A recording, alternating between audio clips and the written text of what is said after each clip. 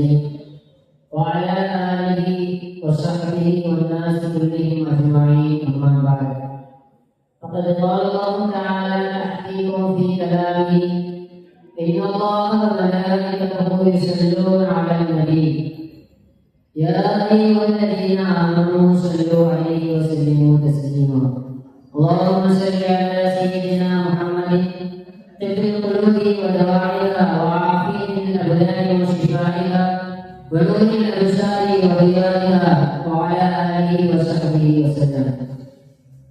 وأيضا قال إن بطش ربك لشديد إنه هو يبدئ ويعيد صدق الله العظيم. புகழும் புகழ்ச்சியும் ஏகவல்லவனாம் இறைவனுக்கே உரித்தானது. அவனது ஸலாத்தும் ஸலாமும் பெருமானார் ஸல்லல்லாஹு அலைஹி வஸல்லம் அவர்களின் அன்னவருடைய வாழ்க்கையை நல்வாழ்க்கையாக மாற்றி வாழ்ந்து மறைநீக்கும் மறையாமல் சார்ந்து வருகின்ற உத்தம சத்திய சஹாபாக்கள் தாபிஈன்கள் தபா தாபிஈன்கள் நாதாக்கள் சுஹதாக்கள் நேசத்தில் வருகின்ற நல்லதோர் மஜ்லிஸில் அமர்ந்திருக்கக்கூடிய நம்மீதும் நம்மை சார்ந்த அத்தனை மீதும் உண்டாவதாக. அல்ஹம்துலில்லாஹ்.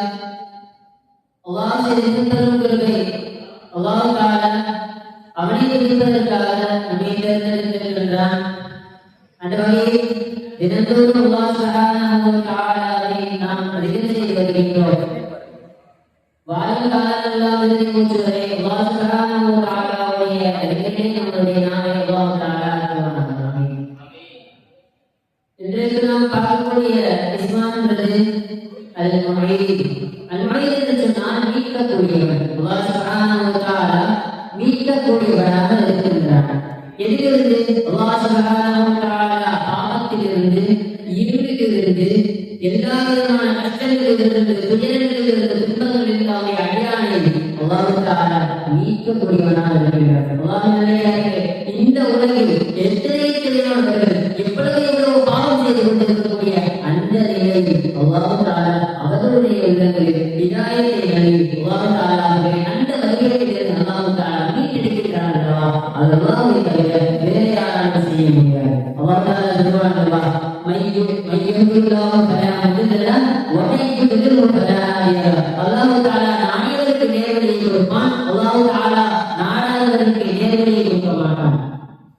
அல்லாஹ் தஆலா யார் நாடுகிறானோ அவர்களுக்கு அல்லாஹ் தஆலா நேர்வழியை கொடுப்பான், மற்றவர்களால் அவர்களை வழிகெடுக்க முடியாது. அதே போன்று அல்லாஹ் தஆலா யாருக்கு நேர்வழியை நாடவில்லையோ அவர்களுக்கு வேற யாராலும் அல்லாஹ் தஆலா வேற யாராலும் அவரை நேர்வழிப்படுத்த முடியாது. அல்லாஹ் சுப்ஹானஹு வ தஆலா அத்தனை விதமான பாவங்கள் இருக்கும், எத்தனை கஷ்டங்கள் இருக்கும்.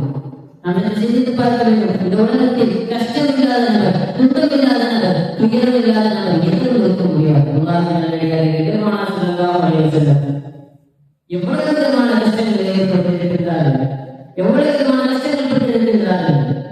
அது நாம் சிறிது அளவு கூட நாம் பட்டதில்லை. அல்லாஹ்வுடைய அடியிலிருந்து அல்லாஹ் தஆலா ரசூலுல்லாஹ் இருக்கிறார். அது மட்டுமல்லாமல் அல்லாஹ் தஆலா அவருடைய அடியார்களை பாவத்திலிருந்து மீட்கக்கூடியது ஒரு விதமாக மீட்கின்றார். எப்படி என்று சொன்னால் 13 மாதங்களாக தன்னுடைய அடியார் என்ன செய்கிறார் என்று பார்க்கிறோம். அல்லாஹ் தஆலா புனிதமான ரமலானுடைய மாதத்தை நாம் பிறந்து நீங்கள் இந்த மாதத்தை பிரயோஜனமாக கருத்து உங்களுடைய பாவத்திலிருந்து மீளுங்கள் என்று நபிகள் பெருமானார் ஸல்லல்லாஹு அலைஹி வஸல்லம் ஹதீஸை எப்படி சொல்வார்கள் அல்லவா? அன்பாக ரமலான் ஈமானா வ இஹ்திசாபா அவர்களோடு நம்பி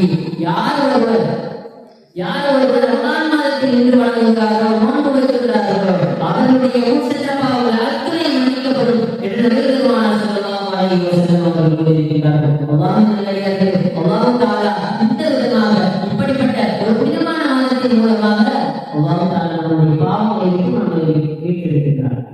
இதற்கு நாம் அல்லாஹ் தஆலாவை எவ்வளவு சுத்தம் செய்தாலும் போன்றார்கள். அல்லாஹ் தஆலாவை எப்படி இருக்கிறது தெரியுமா?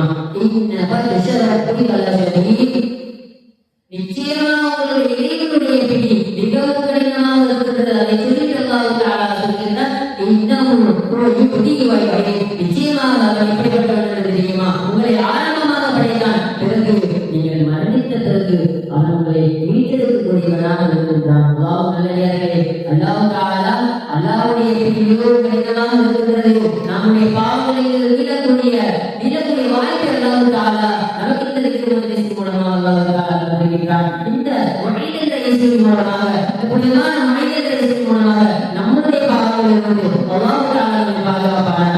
நம்முடைய பாவங்களிலிருந்து அல்லாஹ் தஆலா நம்மை மீட்டெடுப்பானாக. நம்முடைய துன்பங்கள், துயரங்கள், கஷ்டங்கள், நஷ்டங்கள் அனைத்தையும் அல்லாஹ் தஆலா இந்த திக்ர் மஜ்லிஸில் கொடுத்தால், யா முஈத் என்கிற இந்த இஸ்மினை நாம் திக்ர் செய்வதை கொண்டால் அல்லாஹ் தஆலா நம்மை அனைத்து விஷயமான கெட்ட விஷயங்களிலிருந்து அல்லாஹ் தஆலா நம்மை மீட்டெடுப்பானாக.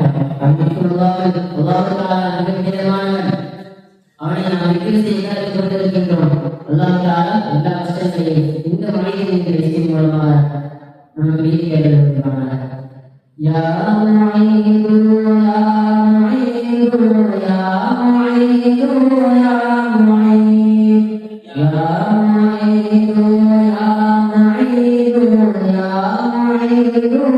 முஈத் யா முஈத் யா முஈத் யா முஈத் யா முஈத்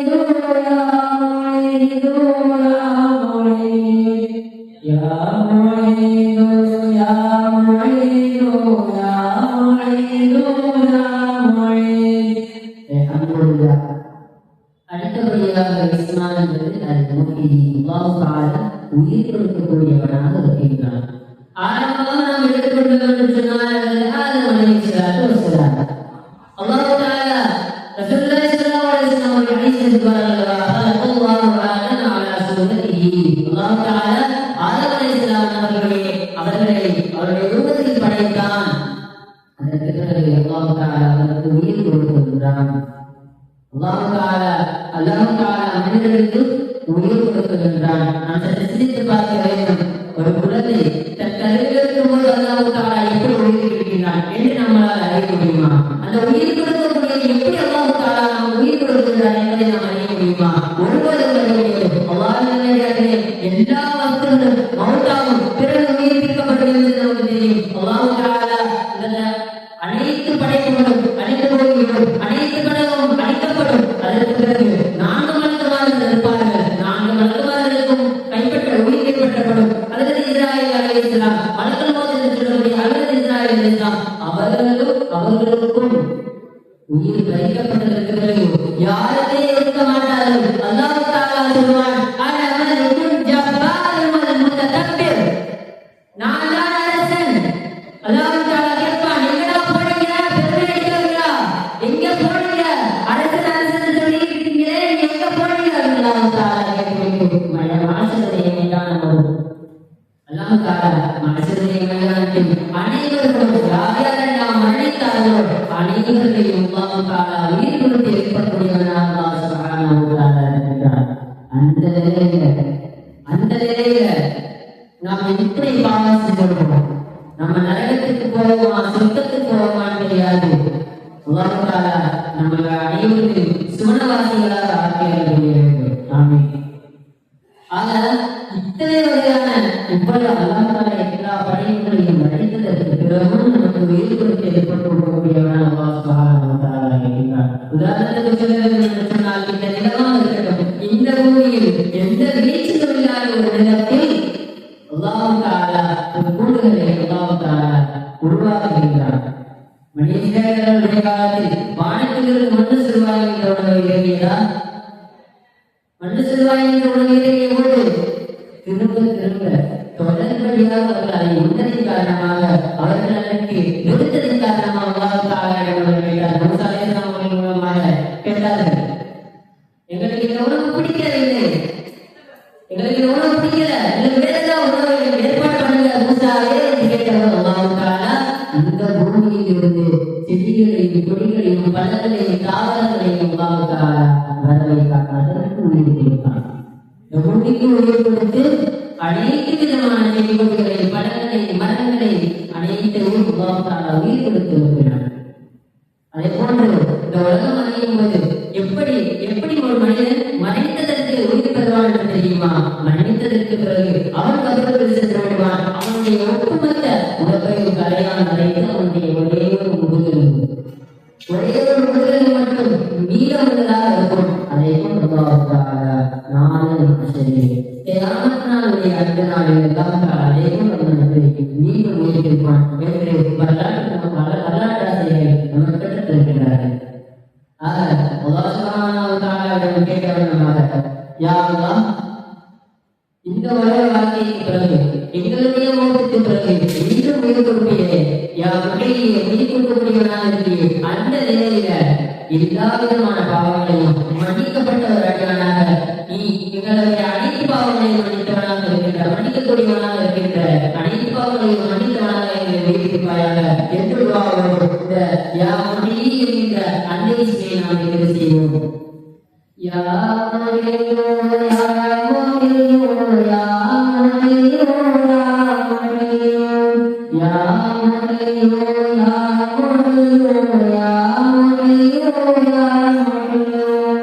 யா